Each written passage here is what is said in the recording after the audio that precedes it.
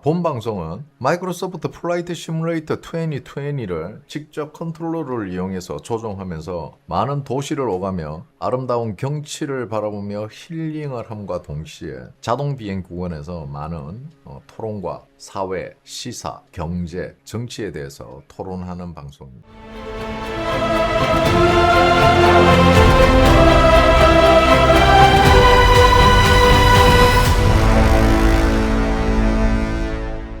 경제 이야기 나온 김에 제가 어제도 이재명 그 아파트 이야기를 했었는데 이제 자녀들에게 양도할 필요가 없네. 양도세 안 내도 돼요. 사놓은 날로부터 2년 지났어요. 계속 지고 계세요. 앞으로 3년. 자, 이제 정의할 필요가 없어졌지. 자녀들한테 매도하면 돼요. 이제 매도를 하는데 어떻게 하느냐. 자, 10억짜리 아파트다. 그러면은 자녀한테 3천만 원 받고 9억 7천만 원을 어떻게 한다? 설정 걸면 돼요. 설정. 건저당. 매도한 거야. 매도. 아파트 건저당.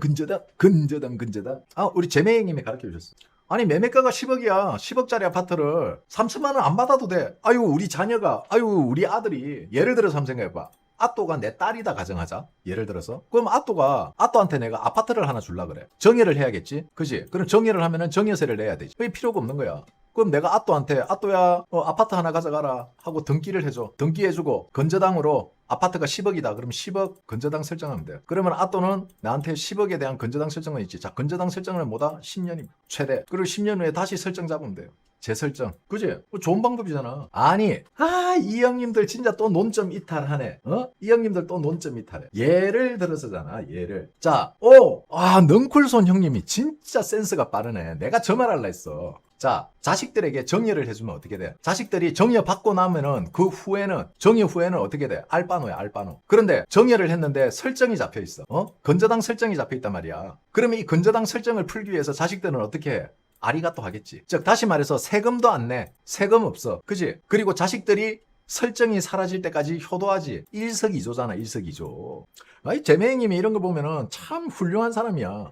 어떻게 이런 사기꾼들이 많이 쓰는 이런 방식을 자기가 쓰고 있었네. 근데 많은 사람들이, 자, 형님들 잘 보세요. 많은 사람들이 이재명이 대부업을 했다. 이렇게 언론에서 이야기하니까 이 대부업에서 건저당 설정하는데 뭔 대부업이야. 누명 씌우지 마라. 명예훼손이다. 이러면서 멍청한 애들이 이재명을 쉴드를 치고 있는데, 자, 형님들, 저희 집사람이 부동산 임대업을 하고 있습니다. 그죠? 자, 금전적인 이득을 취하는 그게 대부업이에요. 쉽게 말해서 저 집을 사는데 내가 6억이 필요하다. 근데 그 6억을 설정을 잡아서 쉽게 말해서 안 줘도 되게, 즉 돈의 지연을, 부채의 지연을 가져왔잖아. 그러면 이게 대부업이 되는 거야. 내가 실제로 돈을 안 줬어도 서류상으로는 돈이 건너가게 된 거야. 부채가 형성이 됐잖아. 거기에 대한 이자를 받잖아. 그러면 그게 대부업이야. 대부업은 누가 많이 합니까? 보통 건달들이 많이 하죠. 그리고 재매형님 주위에 성남에는 건달들이 많아요. 조언을 많이 들었겠죠. 결국 뭐다? 근본은 제가 그랬죠. 근본이 중요하다. 이자는 정하기 나름이죠. 그리고 한번 생각해봐. 자, 10년 동안 편안하게 살다가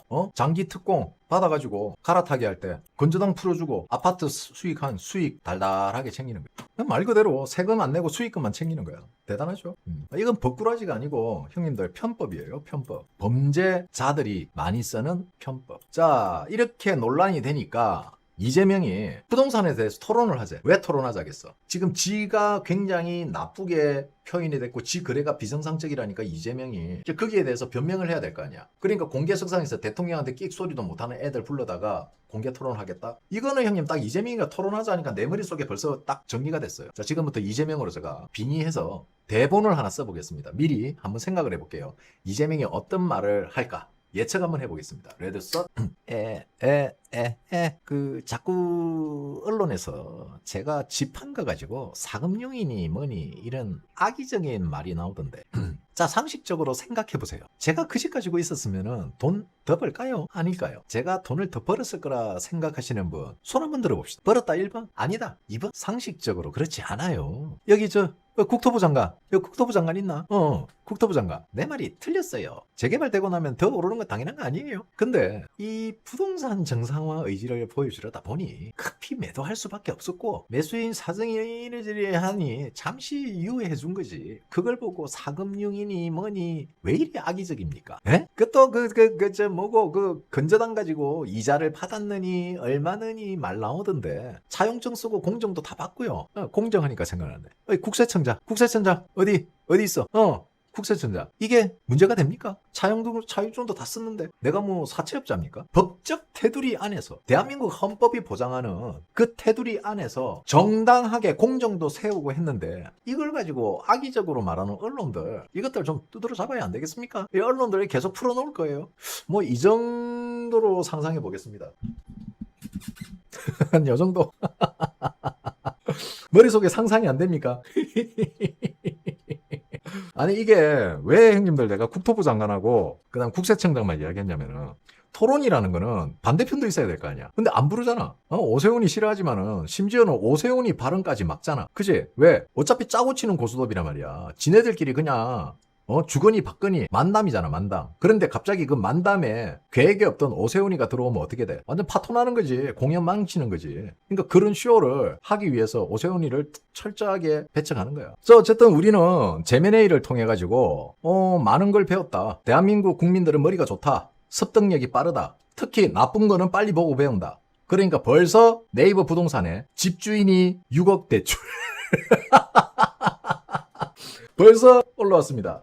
야, 이거 어떡하냐? 야, 잠깐. 형님들, 이거, 이런 게 있었어? 오, 장동혁 잘한다니까 피드백 존나 빨라졌네. 야, 이 뭐냐, 장동혁이. 이재명 아파트 시세 차이 20억 넘어. 초과 이익 국민과 나누자. 이야, 좋은데? 초과 이익 국민과 나누자지. 당연히. 자, 이재명 그러면은 뭐 하나 해봐. 이자 받고 안 받고가 뭔 중요하죠? 이자 안 받으면은 대부업이 아닙니까? 돈을 유예를 시켜줬잖아. 이자를 받고 안 받고는 돈을 빌려주는 사람 마음이고 대부가 뭐야 대부. 아니 나는 있잖아 좌파들이 저러는 거는 좀 이해를 해. 자 이재명이 이자를 안 받는다. 어쩌라고? 아니 그럼 뉴스에 이자 안 받는다고 나왔어. 그래 어쩌라고? 이자가 왜 중요한데? 왜 자꾸 논점 이탈을 하지? 아니 이재명이 이자를 받고 안 받고가 건저당 설정에 있어서 뭐가 중요한데? 이런 편법을 썼다는 게 중요한 거 아니야? 이게 논점 아니야? 근데 이자가 뭐 어쩌라고? 이런 말꼬리 잡고 말투 하나하나 가지고 하는 거는 이거 좌파들이 하는 짓이야. 왜 우파가 이런 걸로 논점을 흐려? 아니 뉴스 안 믿는다며. 나는 이 사람들 이해를 못 하겠네. 아니 예를 들어서 A가 도둑질을 했어. 절도를 했어. 절도를 해가지고 강도로 됐어. 그런데 사람은 안 때렸대요. 사람은 안 찔렀대요. 이게 뭐가 중요한데? 니들이 그러니까 맨날 좌파 새끼들한테 얻어터지고 맨날 당하는 거야. 본질을 이야기하는데 옆가지로 세고 있어. 나 진짜 저런 사람들 이해를 못하겠어. 그리고 이자 안 받는데 대부업이 아니야? 대부업 뜻이 뭐야? 빌려준다 할 때 대잖아. 부는 뭐야? 줄부. 빌려준다. 그래서 대부야. 그게 이자가 어딨니? 돌격 앞으로 이러는데 잠깐만 야 너 도시락 가져왔냐? 이거하고 지금 똑같은 거잖아.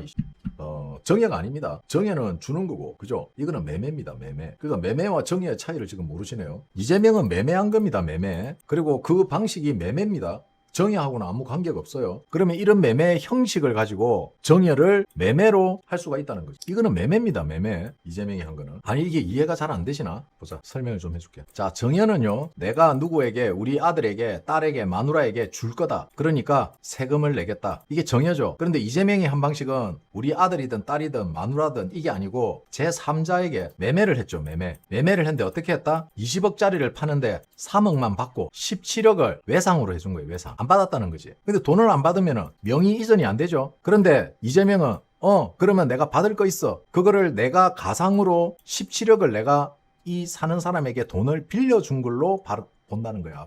법적으로는. 그래서 17억에 대한 권리를 주장하는 거야. 그 권리가 건저당 설정이야. 건저당을 설정하면은 제1 채권자가 되지. 이해되셨죠? 그래서 매매 방식을 통해서 우리가 편법으로 정여를 할 수 있다는 거야. 이해되셨죠?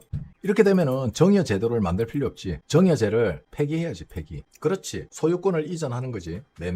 매매로. 그걸 매매로 이루어져야 돼요. 매매로 소유권 이전을 하고 그 차익만큼 건저당 설정을 잡는. 형님들 이거 아우 답답해. 형님들 이게요 옛날부터 있었어. 이거 문재인 때부터 유행하던 거야 이거. 문재인 정부 때도 이게 유행했던 거예요. 좌파들은 이렇게 하고 있었어요. 좌파 정치인들. 이 형님들 진짜 자 정리를 딱 해드릴게요. 잘 들으세요. 자, 건저당이 되어 있으면은 이 건저당을 해제하지 않으면은 매도를 못 합니다. 대출 못 받습니다. 그렇죠. 권리 행사를 못 합니다. 어쨌든 형님들 이거 굉장히 중요합니다. 건저당 설정이 되어 있으면요. 매도도 못 하고 대출도 못 합니다. 건저당이 해제돼야지 매도도 할 수 있고 대출도 할 수 있는 거예요. 아시겠죠? 그렇지. 법무사를 통해서 바로 동시에 진행되는 겁니다. 자, 은행권, 가계 대출 여력이 바닥이다. 자, 은행권에서 지금 여기서 가계대출이라. 형님들 이거 그 자영업자들 가계 이야기하는 거 아니에요. 자, 이런 것까지 내가 설명을 이제 해야 되네. 자, 자영업자 가계에 전방에 대출해 주는 거 아닙니다, 이거. 가계, 우리 집, 개인, 가구. 응? 아시겠죠? 형님, 그러면 나중에 제명이가 매수인이 안 갚아서 경매 넘기면 되나요? 아니, 그럴 필요가 없지. 그 사람이 차명으로 잠시 보유하고 있는 건지 진짜 몰라서 묻는 거예요. 그 매수인이 나중에 안 갚는다. 그러면은 경매가 아니고 민사로 걸면 되죠. 근데 이렇게 민사로 걸면 또 돈이 빠지는데 돈이 손실이 나죠. 그리고 나중에 그 집값이 예를 들어서 20억인데 나중에 이 사람이 돈을 안 갚는다. 그럼 그렇게 30억이 됐다. 아파트 값이. 그럼 이재명은 20억에 대한 권리밖에 없잖아. 그러면 얘가 10억은 먹네. 이재명이 아까워서 가만히 있을까? 그러니까 애초에 저는 차명이라고 쓴 거예요. 차명일 가능성도 충분히 있다. 그리고 이 차명을 가진 사람이 권리 행사를 막기 위해서 건저당을 설정했을 수도 있다. 뭐 그런 거예요. 아시겠죠? 자, 은행권 가계대출 여력이 바닥났다. 이거는 뭐겠습니까, 형님? 바로 주담대 대출, 마이너스 통장 등을 이야기하는 겁니다. 그죠? 주담대 혹은 마이너스 통장이죠. 그리고 신용 대출, 그리고 자동차 대출. 쉽게 말해서 개인이 받을 수 있는 대출은 전부 다 자금이 없다. 이거는 무엇을 의미합니까? 은행이 돈이 없을까요? 아니에요. 자, 대한민국은요, 매년 분기별로 대출 액을 제한하고 있습니다. 그러면은 예를 들어서 뭐 10조다. 가계대출에 10조 정도 예산을 두고 있다. 이러면은 이 10조를 운영을 하는 겁니다. 운영을 하는 건데 매년 뭐 별 차이 없어요. 그런데 이 10조가 바닥을 찍었다. 바닥을 찍었다는 거는 대출해줄 한도를 다 썼다는 거야. 근데 작년에도 괜찮았는데 작년보다 올해 더 늘렸을 거 아니야. 올해 더 늘렸음에도 불구하고 예산이 부족하다. 그거는 뭐다? 대한민국 국민들이 빚으로 살고 있다는. 자, 가계대출 잔액이 작년 말보다 4조 6,912억 원 증가했다. 대한민국 국민들의 대부분이 내가 돈을 벌어서 생활을 하는 게 아니고 빚을 얻어서 생활하고 있다. 쉽게 말하면 돌려막기 인생을 살고 있다는 거야. 그것도 1년치가 상반기만에 바닥이 났어. 그러니까 제가 이야기했잖아요, 형님들. 지금 대한민국에, 자, 한번 볼게요. 대한민국의 주 소비층이 어디입니까? 바로 40대, 50대예요. 이 사람들이 주 소비층이라고. 집도 사고, 그죠? 카드도 쓰고, 자동차도 끌고, 쇼핑도 하고, 연로도 하고. 그지? 그럼 이 40대, 50대들이 지금 결국은 뭐다? 돌려막기 하면서 살고 있다는 거야. 내가 이야기했잖아요, 형님들. 이 40대, 50대 좌파 성향을 가진 애들이 우리가 흔히 말하는 영포티, 털 피프티가 무엇을 이 사람들의 사고방식이 어떠냐면, 자, 내가 이야기했잖아. 자기네들이 대출을 받았어. 대출을 받아가지고 자 15억짜리 아파트를 샀어. 13억이 대출이야. 근데 이 아파트가 이재명 때문에 20억이 된 거야. 그지? 그러면은 5억이 올랐잖아. 5억이 올랐으면은 5억에 대한 대출이 또 발생이 되지. 그지? 그러면 내가 이야기를 해줬잖아, 형님들한테. 자, 15억짜리 아파트 사는데 13억 대출을 해가지고 열심히 투잡, 쓰리잡 해가지고 이자하고 원금을 갖고 있는데 갑자기 은행에서 전화가 와. 고객님 안녕하십니까? 저희 무슨 땡땡 은행인데요. 네, 저희 주택담보대출 상품에 가입해 주셔서 정말 감사하고요. 네, 연체 없이 꼬박꼬박 잘 내주셔서 너무 감사드립니다. 그렇게 안부 잘 드리고 한 가지 안내사항이 있어서 전화드렸는데요. 고객님 그 구입하신 주택이 조금 가격이 상승해서 대출이 조금 더 여력이 생겼습니다. 그래서 혹시나 해서 저희들이 연락드렸어요. 관심 있으시면 다음에 연락 한번 주세요. 저 잠깐만요. 한 얼마까지 대출이 추가로 됩니까? 저희들 고객님 신용점수가 상당히 좋아서 저희들 4억까지 추가 대출이 가능할 걸로 보여드립니다. 그래서 뭐 특별히 이미 대출을 받고 계시기 때문에 뭐 특별히 복잡하진 않고요. 간단한 승인 절차로 바로 4억 원 고객님의 계좌로 넣어드릴 수가 있어요. 아, 네, 알겠습니다. 감사합니다. 그 전화를 딱 끊어. 자, 이 대출을 안 하면 어떻게 되지? 안 하면은 자기가 자기 돈 2억에 집값 오른 거 5억 하면은 7억이 자기 자산이 되는 거야. 그지? 근데 얘네들은 어떻게 한다? 며칠 동안 생각해. 와, 4억. 그게 공돈이라고 착각하는 거야. 와, 4억 대출하면은, 와, 4억 이걸 공돈이라 생각하니까, 와, 저거 가지고 차도 사고, 와, 뭐 명품도 뭐 하나 사고, 뭐 이런 이제 상상에 빠지는 거지. 그러다가 어떻게 이 상상이 마치 현실이 되는 듯한 착각에 빠져 있으면서, 그래, 뭐 사자. 또 집값 오를 건데 뭐 이러면서 덥석 저 미끼를 물어버리는. 그럼 어떻게 된다? 내 빚이 13억에서 17억이 되는 마술이 일어나. 여기서 재밌는 거는 형님들, 여기서 이 좌파들이 생각 못하는 게 있어요. 한 달에 월급 300만 원을 받아서 이걸 겨우 유지를 했는데 집값이 20억으로 올라서 추가 대출을 4억을 추대를 받는다 해도 자신의 월급은 그대로 300이에요. 그러면 추가 대출 받은 4억에 대한 이자와 원금은 생각을 안 하고 있는. 그리고 차도 현금 주고 사면 될 걸 굳이 할부로 산다? 왜? 돈이 줄어드는 게 싫거든. 1억짜리 수입차를 하나 사도 뭉탱이 돈으로 1억이 툭 빠지면 어때? 불편하지. 하지만은 그거를 할부로 하면은 계좌에 돈이 그래도 한 5천만 원에서 6천만 원은 더 남게 되지. 그래서 차도 굳이 할부로 산다. 그런데 버는 돈은 똑같아. 배 터져가는 과정이 이런 식으로 터지는 거예요. 그 할부의 습관을 못 버리는 거야. 그런데 중요한 거는 집값만 오른 거야. 집값만. 자기가 버는 돈은 똑같고 13억 대출을 받고 살 때 빠듯한 삶은 똑같아. 근데 집값만 오른 거야. 그래서 그 집값이 올라서 그게 현찰로 들어오냐? 아니지. 집의 가치지. 근데 그 집의 가치를 담보로 4억을 대출을 받아. 그러면은 13억 대출 때보다 4억만큼 추가 지출이 늘어. 이걸 생각을 안 하는 거야. 이게 공짜 돈이라는 착각에 빠진다고. 월급은 300만 원 그대로인데 지출은 더 늘어난. 이렇게 되면 어떻게 된다? 결국 파산. 길거리 나왔는 이유가 이렇게 길거리 나왔는 거예요, 형님들. 이렇게 한순간 무너지는 거야. 결국 뭐야? 대출, 이자, 소비가 만들어낸 가계 빚이 하루아침에 빵 터져서 되는 게 아니라고. 이렇게 작은 빚들이 하나씩 둘씩 모이고 쌓여서 결국은 어떻게 된다? 자신이 감당할 수 없는 단계까지 가게 되고,